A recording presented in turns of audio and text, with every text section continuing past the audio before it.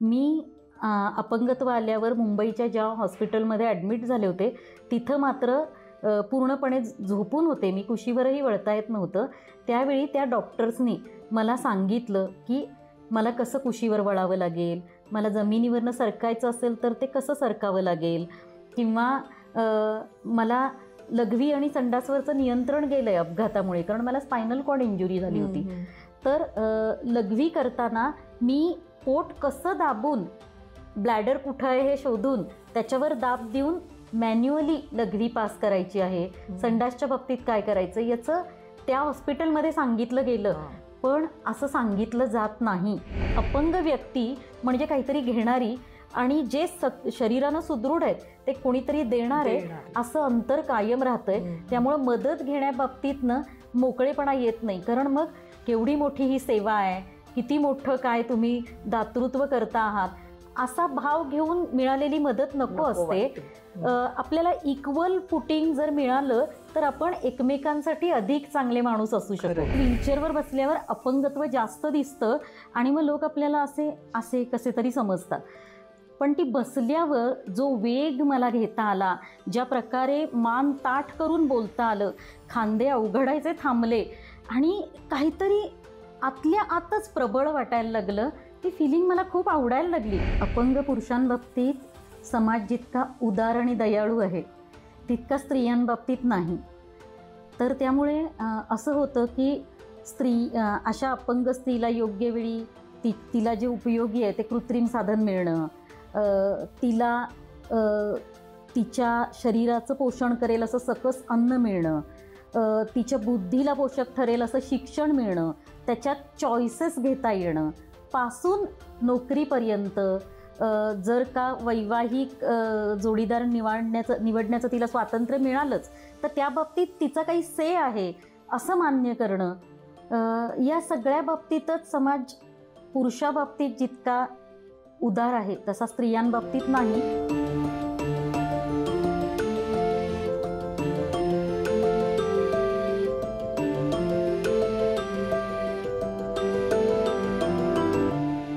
नमस्कार. चाकोरी बाहेरील चार चौघी आपल्या कार्यक्रमात तुम्हा सर्वांचं मनापासून स्वागत आहे. आज आपल्याला भेटायला कोल्हापूरहून आली आहे सोनाली नवांगुळ. सोनाली एक लेखिका आहे, अनुवादिका आहे आणि मुक्त पत्रकार आहे. सोनालीने चेन्नईच्या सलमा ह्यांच्या कादंबरीचा जो मराठी अनुवाद केला होता, मध्यरात्रीनंतरचे तास, याला साहित्य अकादमीचा पुरस्कार मिळालेला आहे. सोनाली, चाकोरी बाहेरील चार चौघी ह्या आमच्या कार्यक्रमात तुझं मनापासून स्वागत आहे. वा, छान वाटतंय मला सुद्धा. सोनाली 9 वर्षाची असताना तिला एक मोठा अपघात झाला आणि त्यामुळे तिच्या कमरेखालचं शरीर काम करेन असं झालं. लहान मोठ्या कामांसाठी तिला इतरांची मदत घ्यायला लागली. पण असं दुसऱ्यावर अवलंबून राहणं सोनालीच्या मनाने नाकारलं आणि आपण शारीरिक, आर्थिक आणि सामाजिकरित्या सक्षम व्हायलाच हवं हे वेळीच ओळखून त्या क्षणी तिने आपलं चाकोरीबद्ध आयुष्य झुगारून दिलं आणि खूप कष्ट घेऊन स्वतःला सतत सकारात्मक जगायला शिकवलं आणि आज ती एक स्वतंत्र छान जीवन जगते. सोनाली, तो क्षण तुला आठवतो जेव्हा तुझ्या मनाने ठरवलं की आता आपण स्वतंत्र राहायचं? तसे 2 क्षण आहेत. पहिला घरातून बाहेर पडायचा, गावातून बाहेर पडायचा. तर नव्या झालेल्या एका मित्रानं मला विचारलं की सोनाली, आत्ता आई बाबा आहेत तोपर्यंत ठीक आहे, तुझे सगळे लाडबीड चाललेत, सगळे विचारतायत तुला, हुशार आहेस म्हणून कौतुकं करतायत, पण आई बाबा नसतील साथ द्यायला त्यावेळी तुझं जगणं काय असेल? त्या प्रश्नानं मला पहिला धक्का बसला आणि मग काहीतरी प्रयत्न करायलाच हवा असं मी ठरवलं. कारण शेवटी तुमचं कोड कौतुक होत असतं, त्याचाही कम्फर्ट झोन तयार होतो आणि तुम्हाला नवी उडी घ्यावीशी वाटत नाही. तर ती उडी बोचलीच ना आणि म्हणून घ्यावी लागली. मग कोल्हापूरला पोहोचले, 7 वर्ष NGOचं काम केलं, खूप तऱ्हेचे अनुभव घेतले, घुसळण झाली सगळी. पण आता तिथं मला असं वाटत होतं की फक्त सामाजिक आयुष्य हे मी नाही जगू शकत. मला व्यक्तिगत खाजगी आयुष्य जगण्याची आणि ते सुंदर चवीनं जगण्याची खूप आस आहे. तर त्यामुळं तो दुसरा टप्पा होता जेव्हा मी पुन्हा उडी मारायची ठरवली. आता हा तू निर्णय घेतल्यावर तुला घरच्यांच्या काय प्रतिक्रिया मिळाल्या आणि इतरांच्याही, आजूबाजूच्या लोकांच्या, की सोनाली आता स्वतंत्र राहू इच्छिते? आता पहा, आत्ता पाहताना म्हणजे त्यावेळी मला राग आला होता प्रतिक्रियांचा, पण आता पुन्हा स्वतंत्र राहायला लागून 16 वर्ष होऊन गेलेत. तर त्या घटनेकडे पुन्हा मी जरा जास्त उदार होऊन पाहते की 27 वर्षाची एक मुलगी जी NGOत स्थिर झालेली आहे, तिची आता काळजी करण्याचं कारण नाही, तिच्या सुरक्षेविषयीचे प्रश्न नाही आहेत आणि ती खुश आहे. अशा वेळी ते सगळं ती मोडून पुन्हा अंधारात उडी मारायची ठरवते, यानं लोक बिचकणं साहजिक होतं. आईबाबा आणि मग आईबाबा ज्या सगळ्या नातेवाईकांना मानतात, तर त्यांच्या एकमेकांच्या चर्चा होऊन सगळं संदिग्ध वातावरण निर्माण होणं आणि त्यातून पुन्हा मला प्रश्न विचारले जाणं, हे काही फार मला त्यावेळी वाटत होतं तितकं नाट्यमय आता मला वाटत नाही. कारण माणसांना वाटणारच ना की ही अजिबात चालता न येणारी मुलगी मेनस्ट्रीममध्ये राहायचं ठरवते आणि एक सुरक्षेचं वलय तोडायचं म्हणते आणि या नव्या जगातलं काहीच निश्चित सांगता येत नाही. काम काय करणार, सोबतीला राहायला कुणाला घेणार, कसं काय सगळं निभावणार, काहीच माहीत नाही आहे. तर अशा वेळी त्यांचे प्रश्न होतेच की आईबाबांना की हे समजा जमलं नाही, हा प्रयोगच आहे आणि तो समजा फसला आणि ती तुमच्या डोक्याशी पुन्हा येऊन राहिली तर फार मोठे प्रश्न आहेत. मग ह्यातून बाहेर पडण्यासाठी तुला काय काय करावं लागलं? एक आहे की निग्रहानं या वेगवेगळ्या प्रतिक्रियांकडे दुर्लक्ष करायचं. त्या प्रतिक्रिया वेळी यावेळी तुम्हाला छळत राहतात आणि तुमचं जे ठरलेलं ध्येय असतं त्याच्यापासून मागे खेचतात. कारण सगळ्यात पहिल्यांदा तुम्हाला वाटते भीती, आणि भीती फक्त आपण ठरवले ते होईल याची नसते. ते होईल न होईल ते पुढे चाललेलं असतं. पण आपण अपयशी झालो तर पाहणारे कशी झाली गंमत, हे जे करतात की नाही त्याची जास्त भीती वाटते. तर त्यामुळे त्याच्याकडे बघायचं नाही आणि कामातच बुडून जायचं असं मी ठरवलं की मग या प्रतिक्रियांकडे दुर्लक्ष व्हायला लागलं. तर आईबाबांना मग मी एक सुंदर पत्र लिहिलं आणि त्यांना सांगितलं की मला का राहिलं पाहिजे आणि मी करून दाखवेन, तुम्ही माझ्यावर विश्वास ठेवा, हे सगळं करताना तुमची साथ मला आहे म्हणूनच मी करणार आहे आणि हे हे हे हे प्रश्न उद्भवतील पण त्याची उत्तरं आपण शोधणार आहे. फक्त 2 वर्ष मला तुम्ही सांभाळा, जसं आजपर्यंत सांभाळत आलाय आणि तोपर्यंत मला काहीतरी सापडलं असेल, तुम्ही विश्वास ठेवा. आणि त्या तेवढ्याशा चिटुरक्यावर आईबाबांनी माझ्यावर विश्वास ठेवला, जिथं शरीराला धडधाकट असणाऱ्या मुलामुलींना बाहेर शिक्षणासाठी पाठवताना सुद्धा आईवडील बरेचदा इतकी अडवणूक करतात, तिथं माझ्यासारख्या मुलीला त्यांनी असं शहरात राहायला परवानगी दिली. कारण कोल्हापूर सोडून मी कुठं जाणार नव्हते, कोल्हापुरातच मला राहायचं होतं. अशा वेळी माझ्या ग्रामीण भागात राहणाऱ्या आईवडिलांनी दाखवलेली ही सगळ्यात मोठी आधुनिकता आहे असं मला वाटतं. अगदी खरंय. अडचणीही आल्याच असणार, म्हणजे शारीरिक असणार, मानसिक असतील किंवा सामाजिक पण असतील ना गं? हो, खूप होत्या. कारण 20व्या वर्षापर्यंत मी माझ्या घरातच होते, माझघरात बंद. आणि त्यानंतर 7 वर्ष NGOमध्ये काम केलं, तर तिथला एक कम्फर्ट झोन होता. जरी तुम्ही घरापासून लांब राहताय आणि स्वावलंबी राहताय तरी एक काय म्हणतात एक सुरक्षित एन्व्हायरमेंट तिथं होतं. आणि जेव्हा मी स्वतःच राहायचं ठरवलं तेव्हा कितीतरी प्रकारची आव्हानं होती की एक व्हीलचेअर बाउंड अजिबात उभी राहू न शकणारी तरुण मुलगी काय काय कसं जगतं याचं कुतूहल लोकांना होतं. आणि त्या कुतूहलाला नुसती माणूस म्हणून, NGOची कार्यकर्ती नव्हे, नुसती माणूस म्हणून भिडायला मी सुद्धा तयार नव्हते ना. त्यामुळे लोक आपल्याकडे टवकारून पाहतायत. मी साधं लिपस्टिक लावलं तर अरे हिला काय याची गरज आहे असं ते पाहतायत. किंवा आता भाजी आणायला जायचं तर मला भाजी आणायची सवय नाही आणि भाजीवालीला अशा प्रकारचा क्लायंट हाताळायची सवय नाही, तर त्यामुळं दोघींकडं बुजरेपण आहे. या प्रकारच्या अडचणी होत्या. घर या अंगानं बाहेर एका चालणाऱ्या माणसाला सुद्धा समाजात जे जे लागतं, भाजी आणण्यापासून, लायब्ररीपासून, बँकांपासून, घरात गॅस आणण्यापासून, ते सगळी कामं आणि मग माझी पोटापाण्याची कामं नव्यानं शिकणं.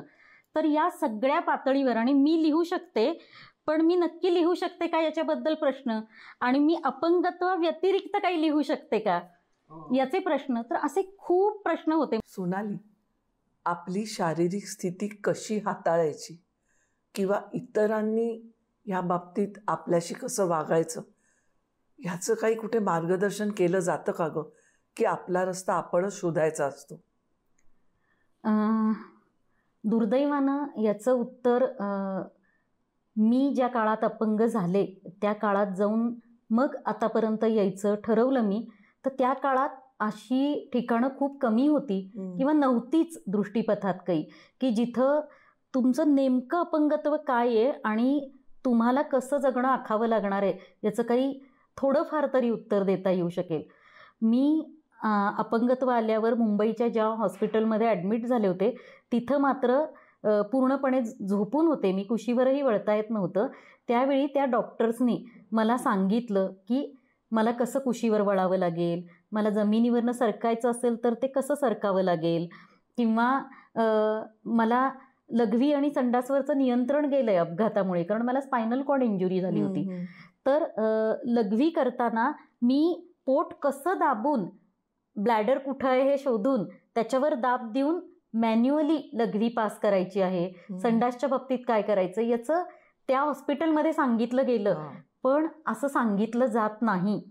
आणि डॉक्टर्ससुद्धा काही काय म्हणतात ते अशी काही अचाट शक्ती नाही की त्यांना सगळ्याच गोष्टी कळू शकतील, कारण एका पॅराप्लेजिकमध्ये दुसऱ्या पॅराप्लेजिकहून खूप अंतर असतं, पण तरीही आपल्याकडे ते नव्हतं आणि त्यामुळे लोक गोंधळात असायचे आणि पेशंट तर असायचाच. आणि चुकीची स्वप्न घेऊन मग अंधश्रद्धांच्या मागे लागणं असं व्हायचं. कुठच्या बाबाकडे जा, बुवाकडे जा, पायाला कुठली कुठली तीर्थ लावा, कुठले कुठले अंगारे दुपारे करा, नारळ फोडा, अशा गोष्टींकडे माणसं वळायची, कारण निश्चित उत्तरं नसल्यामुळे. पण आता इंटरनेटमुळं इतकं मोठं दालन खुलं झालं आहे आणि इंस्टाग्रामसारख्या माध्यमातनं किंवा यूट्यूब चॅनलच्या माध्यमातनं जगभरातले अपंग लोक विशिष्ट हॅशटॅग क्रिएट करून, म्हणजे I am paraplegic, spinal cord injury life, day to day disability life, असे खूप हॅशटॅग क्रिएट करून लोक आता स्वतःच्या जगण्याविषयी न लाजता सांगायला लागलेले आहेत. त्यामुळे पाहणाऱ्यांना इंटरनेटचा वापर नीट केला तर मार्ग मिळू शकतात. आणि एखादा प्रश्न विचारला गेला तर ताबडतोब म्हणजे या माध्यमाचं लोकशाहीकरण झाल्यामुळे समोर मोबाईल ठेवून मी रील करू शकते आणि टाकू शकते. तर काही जणांपर्यंत तरी माझं जगणं मला पोचवता येतं, जसं या मुलाखतीच्या माध्यमातून सुद्धा आपण मेधाताई पोचवतो आहोत.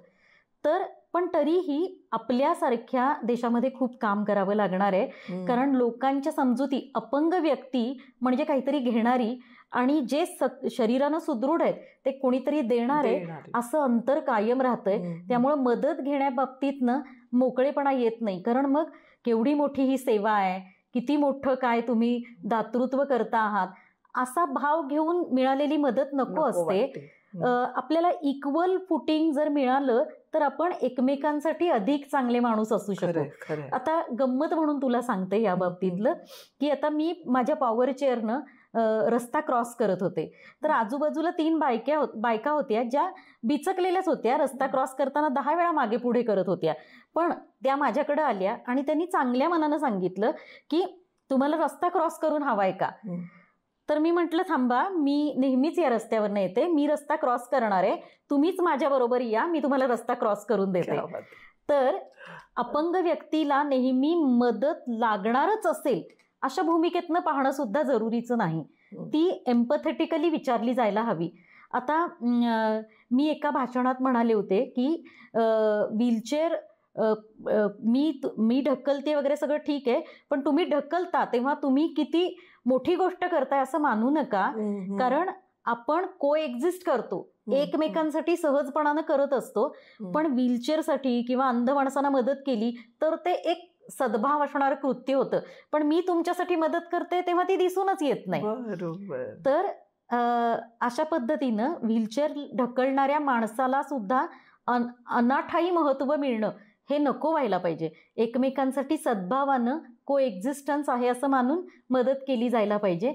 असे अनुभव कायमच येत राहतात. सोनाली, आत्ता तू तुझ्या बोलण्यात व्हीलचेअरचा उल्लेख केलास, पण तुझा अपघात झाल्यानंतर व्हीलचेअर तुझ्या आयुष्यात खूप उशिरा आली. तर त्याच्यामुळे काय काय झालं, काय काय होत नव्हतं, सांगशील? हो, सांगते ना. हा प्रश्न खूप मेधाताई महत्त्वाचा आहे. याचं कारण की आपल्याकडे जशी जाती, धर्म आणि पंथावर आधारित विषमता होती ना, तशी ही विषमतासुद्धा आपल्या जगण्यात आहे, पण आपल्याला ती लक्षात येत नाही. तर ती कशी, की कोण कुठं बसलंय याच्यावरून फरक पडतो आणि त्याला त्याचं स्थानाची नकळत जाणीव राहते. म्हणजे खूप पूर्वीच्या काळी सिरियल्समध्ये किंवा कथासाहित्यांमध्ये वाचलेलं आपल्याला आठवतंय का, की काही माणसं घरात अशी यायची, ज्यांना दारात पायरीत बसवून चहा दिला जायचा, पाणी दिलं जायचं आणि कोणीतरी वर बसलेलं असायचं, मग खुर्चीवर किंवा त्यांच्या गादीवर कुठेतरी. तर या सगळ्यातून ना आपण नकळत काहीतरी संदेश देत असतो. ते सगळं आपण बाजूला करू शकलो, पण अशा वेगळ्या अवस्थेतल्या माणसांबद्दलचं कळताना काही समजूत नीट यायची राहून गेली. आता मी वयाच्या 20व्या वर्षापर्यंत माझ्या घरातच होते, जे खेडेगावातलं उंबऱ्यांचं आणि पायऱ्यांचं घर होतं. त्यामुळं तिथं शक्य नव्हतं व्हीलचेअर वापरणं. पण मी जेव्हा NGOमध्ये काम करण्यासाठी म्हणून 20व्या वर्षी कोल्हापुरात आले, तेव्हा तिथं व्हीलचेअर वापरणं बंधनकारक होते. तर तिथं मला त्या मॅडमनी, नसीमा दीदीनी सांगितलंच होतं, की आता व्हीलचेअर शिकावी लागेल. मी व्हीलचेअरवर बसले, तेव्हा माझ्या लक्षात आलं, की सुरुवातीला मला ते स्वीकारणं अवघड जातंय, कारण माझी अशी समजूत आहे, की व्हीलचेअरवर बसल्यावर अपंगत्व जास्त दिसतं आणि मग लोक आपल्याला असे कसे तरी समजतात.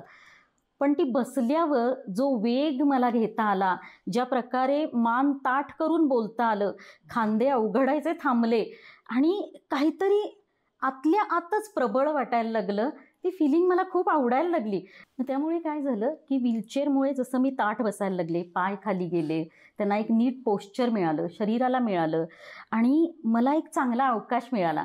मला समानता वाटायला लागली आणि पोश्चर शरीराला छान मिळाल्यामुळं आरामदायक पद्धतीनं सगळ्यांशी नीट संवाद करणं, हा पुढचा अवकाश मोकळा राहणं आणि त्यातून अधिक कॉन्फिडन्स आणि अधिक मुद्देसूद आपल्याला काही म्हणता येणं हे शक्य व्हायला लागलं. त्यामुळं व्हीलचेअर ही सखी झाली. सोनाली, आपल्या आयुष्यात ना कुठल्याही मुलाच्या किंवा मुलीच्या एक पौगंडावस्था येत असते. आपण कुमार वयात असतो तेव्हा, म्हणजे ज्याला इंग्लिशमध्ये टीनेज म्हणतात. तर त्यात मुलाच्याही शरीरात बदल होत असतो, नैसर्गिक बदल होत असतो, मुलीच्याही होत असतो. आणि ह्या बदलांमुळे मुलं मुली कधी गोंधळून जातात, कधी आश्चर्यचकित होतात, कधी खुश होतात. तू जेव्हा ह्या टीनेजमध्ये आलीस तेव्हा तुझ्या शरीरात एक कायमस्वरूपी बदल त्या ॲक्सिडेंटमुळे आधीच झालेला होता. तर हा सगळा प्रकार तू कसा हँडल केलास?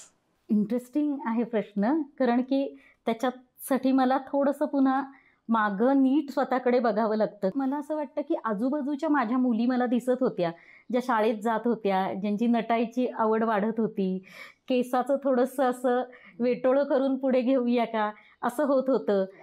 त्यावेळी अर्थात मोबाईल वगैरे हे जग आमच्याकडे आलेलंच नव्हतं.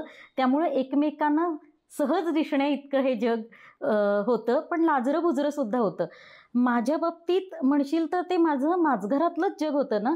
मग मी त्यातल्या त्यात सकाळी संध्याकाळी नीट आवरून, चांगलं टिकली बिकली लावून, छान पावडर लावून, केसावरनं कंगवा फिरवून तयार राहायचे किंवा माझ्या कपड्यांना लघवीचा वास तर येत नाही आहे ना ओलं झाल्यामुळे, असं सतत चेक करत राहायचे. तर ह्या चेक करण्याच्या गोष्टी खूप वाढल्या होत्या, कारण आपल्या आसपासच्या माणसाला प्रसन्न वाटलं पाहिजे असं मला वाटत राहायचं. तर ही जागरूकता वाढली होती, पण त्या पलीकडे काही करायला वाव नव्हता. आणि मला असं वाटतं, की मनातल्या मनात मला असं सुद्धा वाटत असावं, की माझ्यासारख्या अशा प्रकारच्या एका जागी अडकलेल्या माणसाला जे बाकीचे करतायत ते करायची मुभा तरी आहे किंवा नाही. तर मला वाटतं सगळाच हा तसा कॉम्प्लेक्स मामला होता.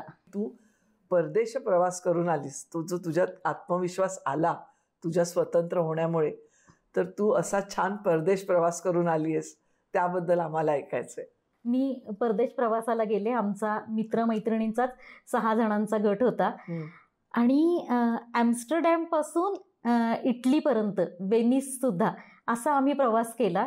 आणि त्या प्रवासात मला एक गोष्ट अशी आहे ना, परदेश प्रवास काय किंवा कुठलाही प्रवास काय, तुम्ही ज्या ठिकाणी राहता, जे जग पाहता तिथून दुसरीकडे खूप लांब खूप उंच जाऊन तुम्ही आपलं जग न्याहाळणं खूप गरजेचं असतं आणि तिथून तुम्ही तुमचं काय करू शकता त्याचा आवाकाही कळतो आणि तुम्हाला मिळालंय ते किती फार भारी आहे याचं मूल्यही कळतं. बरोबर. तर त्यासाठी मला असं वाटतं असे प्रवास खूप महत्त्वाचे असतात. आणि मग पाण्यावरचे प्रवास, बाय रोड केले जाणारे प्रवास आणि हवेतनं जाणारे प्रवास, तर त्या हवेच्या प्रवासानं आणि त्या इतक्या वेगळ्याच अत्याधुनिक जगात गेल्यावर मला असं जाणवलं की माझ्यासारख्या व्हीलचेअर बाउंड माणसासाठी किंवा माझ्याहून अधिक अक्षमता असणाऱ्या माणसासाठी तिथे काही अडचणीच नाही आहेत पायाभूत सुविधांच्या बाबतीत. म्हणजे मी कुठल्याही मेट्रोमध्ये जाऊ शकते, मी तिथल्या बसनं प्रवास करू शकते, मी तिथल्या वेनिसमधल्या संपूर्ण पाण्यानं वेढलेल्या शहरामध्ये त्या वॉटरबोटनं जाऊन तिथलं तिथले कलात्मक सगळे म्युझियम्स बघू शकते. आणि त्या समजा त्या मोठ्या वॉटरबोटनं प्रवास केला तरी तिथली माणसं अशा प्रकारचे पर्यटक येण्यासाठी संपूर्णतया तयार आहेत आणि तुमच्या बरोबर येणाऱ्या माणसांना त्याच्यासाठी व्हीलचेअर कशी उचलायची, किती उंच आहे तो कठडा वगैरे याचा विचारच करावा लागत नाही. तिथलीच माणसं सक्षम आहेत, ती अतिशय डिग्निफाईड रीतीनं तुमची व्हीलचेअर उचलतात, पोचवतात आणि तुम्हालाच थँक्यू म्हणतात. तर मला असं वाटतं. आणि तिथे ॲम्स्टरडॅममध्ये सुद्धा व्हीलचेअर फुंकरीनं चालवणारा एक माणूस पोलंडहून आला होता तिथलं व्हॅन गॉग म्युझियम बघायला. तर मला वाटतं आणि तिथं सगळी सोय होती की व्हीलचेअरवरनं सगळ्या मजल्यांवर जाता येईल, फक्त खरेदीच्या ठिकाणी जाता येणार नव्हतं, त्याबद्दल त्यांनी सॉरी असं म्हटलं होतं बाहेर. बरं. तर मला असं वाटतं की सगळ्या प्रकारची कलादालनं, सगळ्या प्रकारची आनंदाची ठिकाणं, बौद्धिक एनर्जी देणारी ठिकाणं, बागा, इथं अशी माणसं येऊ शकतात आणि त्यांच्यासाठीची सोय असली पाहिजे याबद्दलची पॉलिटिकली अवेअर असणारी सर्व्हिस किती महत्त्वाची आहे. आणि मला परदेशात जाऊन हे जाणवलं की आपल्या देशात बाकी सगळं म्हणजे आपल्या देशातले आवाज, एकमेकांच्या हाकांना धावून जाणं, त्या आणि आपल्या पदार्थांबाबतीत तर तोडच नाही, तिथं इतकं सौंदर्य बघत असताना सुद्धा मला पोटातनं उपाशीच वाटत होतं. तर या सगळ्या वेगळ्या गोष्टी आहेत, पण याची तुलना नाही करता येऊ शकत. पण तशा जर गोष्टी झाल्या तर माझ्यासारखे नागरिक आपली क्षमता अधिक चांगली वापरू शकतील आणि अकारण होणारे श्रम वाचल्यामुळं आम्ही जास्त आनंदी आयुष्य जगू आणि आम्ही आनंदी असू तर आमचा आसपास, आमचा भवताल अधिक मोकळा आणि सुंदर असेल. तर परदेशात गेल्यावर मला ही गोष्ट जाणवलेली आहे. सोनाली, एखादा अवयव ज्याचा काम करत नाहीये असा पुरुष आणि अशी एखादी स्त्री, ह्यांच्याकडे पाहण्याचा समाजाचा जो दृष्टिकोन आहे तुला जाणवलेला, तो काय आहे? पुरुषांबाबतीत, अपंग पुरुषांबाबतीत समाज जितका उदार आणि दयाळू आहे तितका स्त्रियांबाबतीत नाही. तर त्यामुळे असं होतं की अशा अपंग स्त्रीला योग्य वेळी तिला जे उपयोगी आहे ते कृत्रिम साधन मिळणं, तिला तिच्या शरीराचं पोषण करेल असं सकस अन्न मिळणं, तिच्या बुद्धीला पोषक ठरेल असं शिक्षण मिळणं, त्याच्यात चॉईसेस घेता येणं पासून नोकरीपर्यंत, जर का वैवाहिक जोडीदार निवडण्याचं तिला स्वातंत्र्य मिळालंच तर त्या बाबतीत तिचा काही से आहे असं मान्य करणं, या सगळ्या बाबतीतच समाज पुरुषाबाबतीत जितका उदार आहे तसा स्त्रियांबाबतीत नाही. त्यामुळं तिची नेहमीच पिछेहाट होते आणि खूप कमी स्त्रियांना असे चॉईसेस घेता येतात जर सगळीकडनं साथ मिळाली तर. एरवी स्त्रीचं जन्म हाच मुळात वेळेवर सगळं ऋतू सुरू होऊन तिचं लग्न होणं, तिला वेळेवर तिची कूस उजवणं याच्याशी संबंधित मानल्यामुळं स्त्रीला अपंगत्व आलं तर मुळात हे सगळं नीट आहे का, तर मग तिचा काहीतरी समाजाला उपयोग आहे असं समजलं जात असल्यामुळे हा दृष्टिकोन शिक्षणानं आपण जसजसे पुढच्या शतकात चाललोय, पुढच्या एका वर्षात चाललोय तसं बदलायला हवा. पण तो खूप मंदगतीनं, कूर्मगतीनं बदलतोय असं मला वाटतं आणि त्याच्यात वेगवान वाढ होण्याची गरज आहे. आणि स्त्रियांबाबतीत सुद्धा पुरुषांइतकंच समानतेनं वागवलं जाण्याची गरज आहे. सोनाली, मला सांग, मध्यरात्रीनंतरचे तास या अनुवादित कादंबरीसाठी कविता महाजन यांनी तुझी निवड का केली असेल असं तुला वाटतं? एक तर कविताताई माझी रोल मॉडेल, आत्ता ती हयात नसली तरी आहे. तर त्यावेळीसुद्धा आणि तिचं हे पुस्तक वाचूनच मला वेगळ्या प्रकारची प्रेरणा मिळाली होती आणि तेव्हापासून तिची माझी दोस्ती झाली.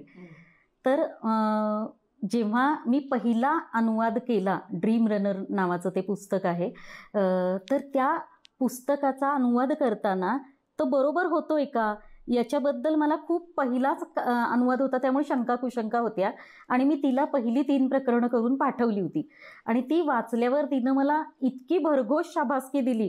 खरं तर कौतुक करण्याबाबतीत हात आखडता घेणारी ती ताई होती, कारण की आपण उतुमातू नाही अशी तिची इच्छा असायची.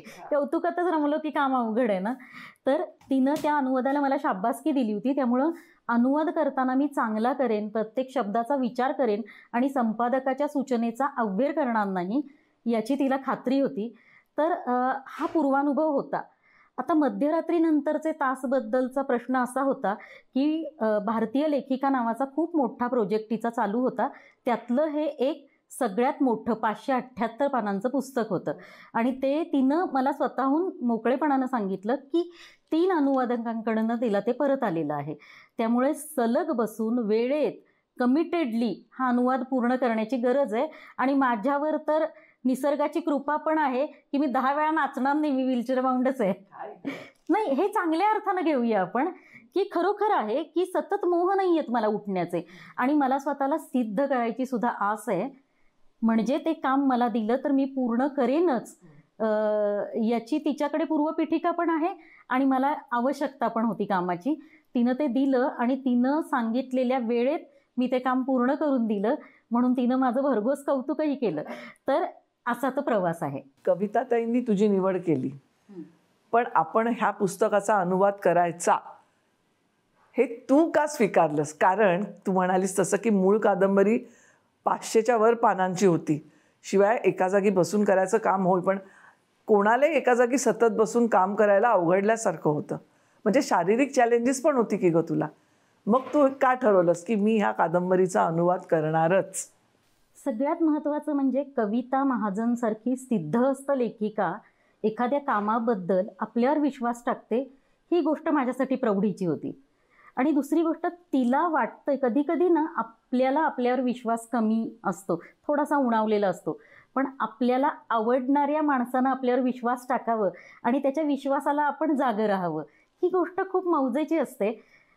त्यामुळं मी ते काम सुरू केलं. आणि दुसरी एक गोष्ट अशी होती की मी या कामात नव्यानं रुजू पाहत होते लेखनाच्या अनुवादाच्या क्षेत्रात. त्यामुळं नवी आव्हानं आली तर मी त्याला पुरे पडते का हे पाहण्यासाठी मला अशी कामं हवीच होती. आणखी एक गोष्ट, कविता महाजननी मला सांगितलं होतं की ही सलमा नावाची लेखिका आहे, तिनं खूप सोसून आज जे स्थान मिळवलं ते मिळवलं. तर ती सुद्धा कधी काळी, मी अपंगत्वानं असेन पण ती रूढी, परंपरा, धर्म याच्यामुळे अडकलेली बाई होती. तर तिनं आपल्या आयुष्यात या सगळ्यातनं सुटण्याचा आणि सगळ्यांसाठी उभं राहण्याचा, स्वतःसाठी उभं राहून कसा प्रयत्न केला हे अनुवाद करता करता मला कळलं. तर माझ्या जगण्यातही मला मदत होणार होतीच. तर या सगळ्याचा विचार करून मी हो म्हटलं. पण सोनाली, तू मूळची लेखिका आहेस आणि मग अनुवादिका झाली आहेस, तर तुला तुझं लिहायला जास्त मोकळं वाटतं की अनुवाद करताना? आता जसं आहे ना की आईला 2 मुलात भेद करता येत नाही ना, तसं मला असं वाटतं की दोन्ही त्या वेळी मला आवडतं. कारण की अनुवाद करताना त्या माणसाचं सांगणं, त्याच्या भाषेत लिहू शकणं, याच्यासाठी सुद्धा मला काहीतरी एक ब्रेनस्टॉर्मिंग लागतं. आणि माझं लिहिताना सुद्धा मला माझ्या अनुभवातून नक्की काय पोचवायचं आहे याच्यासाठी सुद्धा ब्रेनस्टॉर्मिंग आवडतं. त्यामुळे मला मुख्य म्हणजे हा जो बौद्धिक व्यायाम असतो, भावनिक समज असते, एकूण परिस्थितीचं आकलन असतं, तो माझा स्पाईन आहे. बरं. त्यामुळे तो स्पाईन या दोन्हीत मला सापडतो, म्हणून दोन्ही गोष्टी करायला मला तितक्याच आवडतात. फक्त एवढंच की अनुवादाकडे जरा जास्त झुकतं माप झालंय आणि अनुवाद मी जास्त केलेत. माझ्या 13 का झालंय? एकदा त्याची चटक लागली ना तेच करावंसं वाटतं. त्यामुळे मला माझ्या आजूबाजूची पुष्कळ मंडळी सांगतायत की तुला हे पण करायचं, लक्षात ठेवा. तर त्याच्यासाठी मी आता आवर्जून वेळ काढणार आहे. तर आणि दुसरी गोष्ट पुन्हा कम्फर्ट झोन तो आहे अनुवाद हा. तर तो भेदावा लागणारच आहे. तर कुठचंही काम म्हणजे मी स्वतःचं लिहित राहिले तरी तोही एक कम्फर्ट झोन होतो की या पद्धतीचं असं असं लिहित राहणं. तर पुन्हा पुन्हा आपल्या खिडक्या, आपले दरवाजे उघडे करणं आणि नवं वारं आत येऊ देणं हे सगळ्याच कामांबाबतीत करायला लागतं. तसं मला माझ्या बाबतीत सुद्धा करावं लागणार आहे. बरं, ह्या महत्वाच्या कादंबरीचा अनुवाद करताना तू काय काय भान ठेवलंस मग? सगळ्यात महत्त्वाचं भान हेच की त्यात खूप एक 30-40 वेगवेगळ्या प्रकारच्या स्त्रिया, वेगवेगळ्या वयाच्या, वेगवेगळ्या आर्थिक परिस्थितीतल्या, वेगवेगळं सामाजिक स्थान असणाऱ्या अशा आहेत. आणि काही पुरुषसुद्धा आहेत ज्यांची पुन्हा हीच अशी उतरंड वगैरे आहे. तर ते बोलतायत याचं भान मला गमवायचं नव्हतं, कारण ते त्या वयात काय बोलू शकतील याचा अनुवाद करताना मला लक्षात ठेवायचं होतं सगळं. कारण पूर्वीचा जो मी अनुवाद केला होता तो ऑस्कर पिस्टोरियस या खेळाडूचा होता आणि ते आत्मकथन होतं. ते फक्त तोच सांगत होता.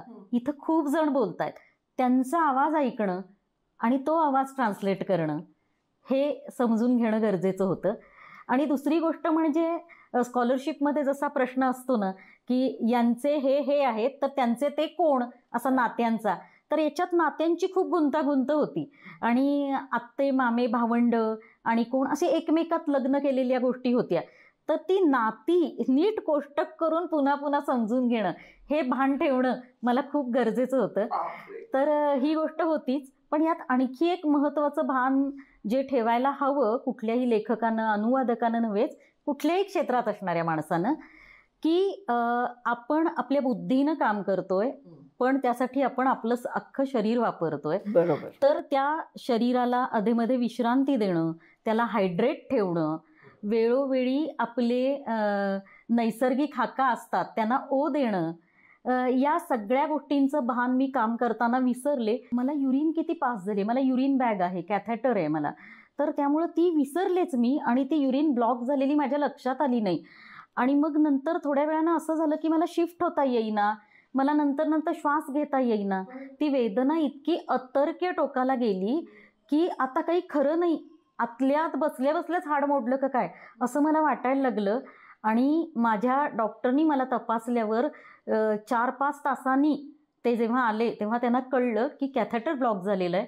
कॅथॅटर बदलल्यावर युरिन मोकळी झाली आणि मग सगळं सुविहित सुरू झालं. मात्र त्या काळात जेव्हा युरिन आत अडकली होती तेव्हा किडण्यांवर इतकं प्रेशर आलं की त्या सगळ्यासाठी मला 8 दिवस हॉस्पिटलमध्ये राहावं लागलं आणि पुष्कळ वेळ वाया गेला माझा. पण एक कुतूहल म्हणून विचारते की तू अनुवाद करायला जेव्हा बसतेस तेव्हा समजा मूळ पुस्तकात एक अशी घटना आहे की जी तितकी इंटेन्स आहे की ती तू तुझ्या शब्दात तसाच परिणाम होऊ शकेल अशी मराठीत उतरवायची आहेस. हां, तर आपण तशी करू शकू ना, तेवढाच इफेक्ट मी वाचकांना देऊ शकेन ना, असं जरासं टेन्शन येतं का? टेन्शन येतं, पण ते टेन्शन चांगलं सुद्धा आहे. कधी कधी त्या अशा ताणानं ना आपली ताकद सुद्धा वाढते. आणि या टेन्शनमध्ये मीच एकटी नसते. पुस्तक माझ्या एकटीचं नसतं. समजा मी अनुवाद केला किंवा स्वतः लिहिलं तरी एक संपादक आहे, आजूबाजूचे माझे काही मित्रमंडळी आहेत ज्यांना जी वेगवेगळ्या क्षेत्रातली आणि वकुबाची आहेत त्यांना मी माझा कंटेंट पाठवलेला असतो. ते वेगवेगळे प्रश्न विचारत राहतात आणि आपले ना निंदक असणारे आपली मित्रमंडळी आणि आपले कडक संपादक हे आपलं काम अधिक तावून सुलखून चांगलं करतात. पण ह्या कादंबरीचा अनुवाद करताना तुला सोनाली म्हणून ह्यातनं काय काय मिळालं? एका शब्दात उत्तर द्यायचं तर मला मुक्ती मिळाली, स्वातंत्र्य मिळालं. ते असं की एक इतक्या मोठ्या पल्ल्याचं काम आपण संपवू शकलो व्यवस्थित वेळेत, टाईम फ्रेममध्ये, हा तर कॉन्फिडन्स आलाच.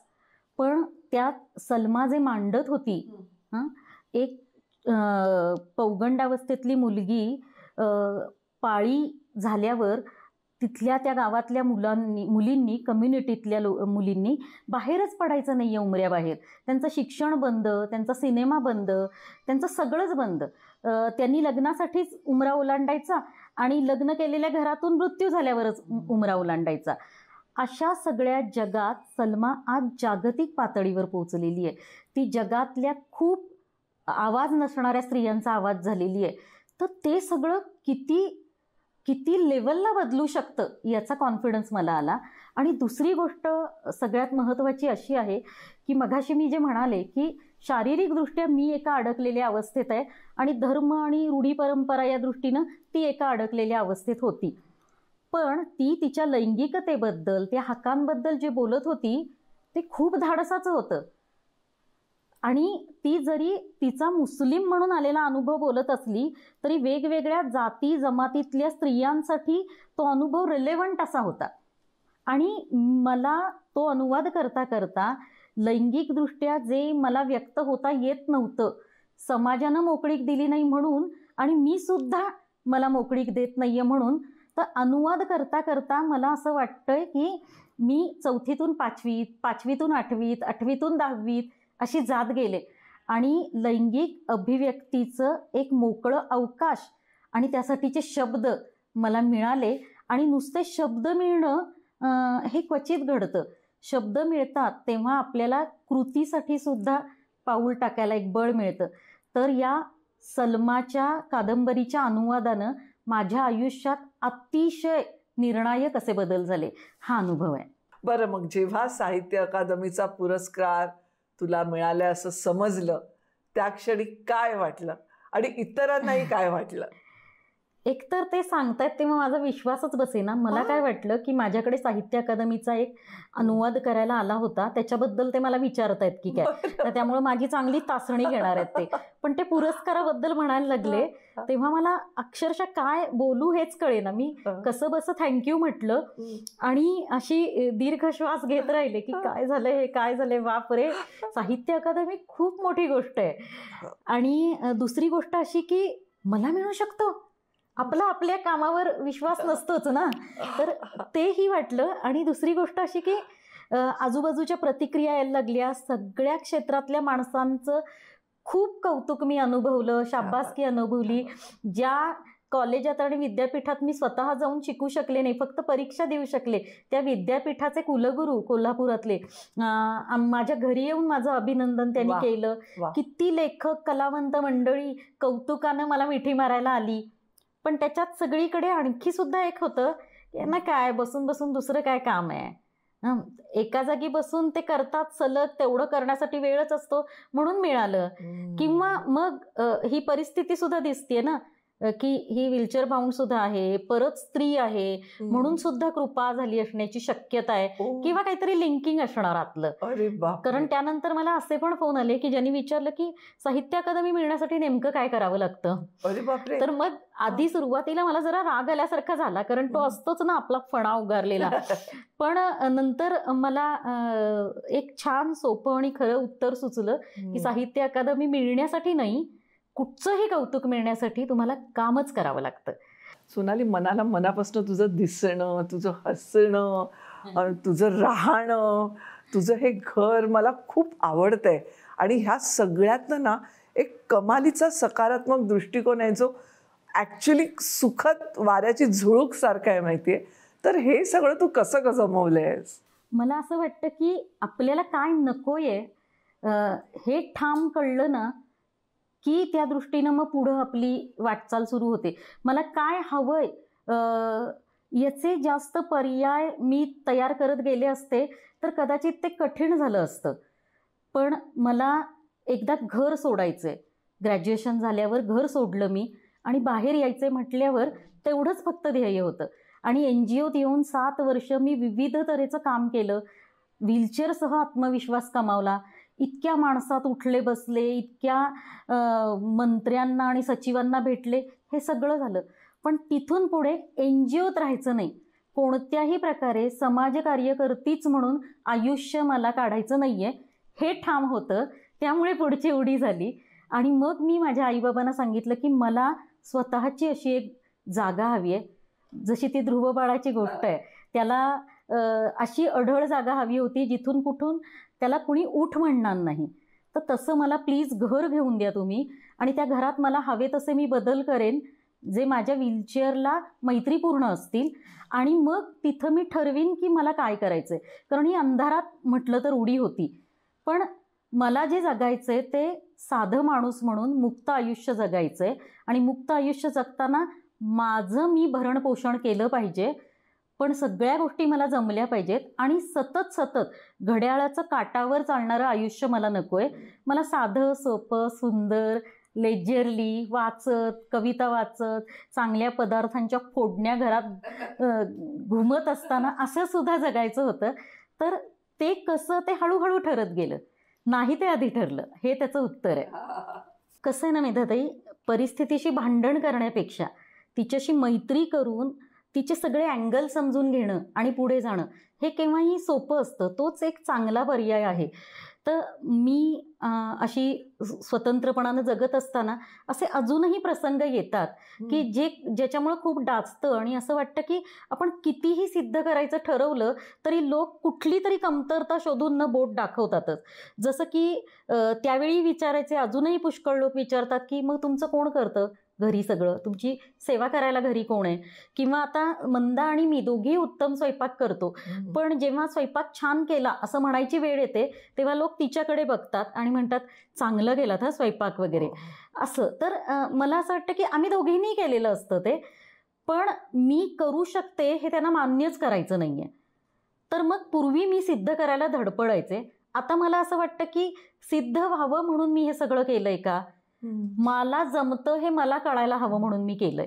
तर कधी कधी ना ते ऑस्कर पिस्टोरियसच्या पुस्तकामध्ये एक वाक्य आहे, माझं पहिलं पुस्तक मी ट्रान्सलेट केलेलं, की you are not disabled by the disabilities you have, but you are able by the abilities you have. क्या बात आहे. मग जी ॲबिलिटी आहे ती वाढवत जाणं, जी आहे ती स्वीकारणं आणि नव्या दमानं, आनंदानं, सुखानं श्वास घेत एक एक पाऊल पुढे टाकत राहणं हे केव्हाही सगळ्यांसाठीच चांगलं आहे. आणि न्यून या गोष्टीचा किंवा कमतरता या गोष्टीचा विचार करायचा झाला तर मला अतिशय स्पष्ट दिसणारी कमतरता आहे. कोणाला पांढरे डाग असतील, कोणाला आणखी कशाचं किलमिश मनात असेल, तर प्रत्येकजण आपलं न्यून घेऊन जगतच असतं. पण त्या न्यूनावर बोट दाखवणारे सुद्धा हजार असतात. ती 1000 बोटं बघत राहिलो तर आपला प्रवास राहून जाईल ना, नको तसं राहून जायला असं मला आज वाटतं. आणि त्यामुळं मी त्यांनी मला ठरवून दिलेल्या वर्तुळापेक्षा जास्ती वाढलेली आहे आणि त्यामुळे मला हे दिसतच नाही आता. सोनाली, आपल्या पुढे जेव्हा अडचणी येतात ना त्यापुढे झुकणं अगदी सोपं असतं, पण त्या अडचणींचा स्वीकार करून आपल्या रस्त्यावरून चालत राहणं आणि आपली मूल्य जपणं हे फार कठीण असतं. आणि ते करताना मुख्य म्हणजे मनाने खचून चालत नाही, हे तू सिद्ध केलेस.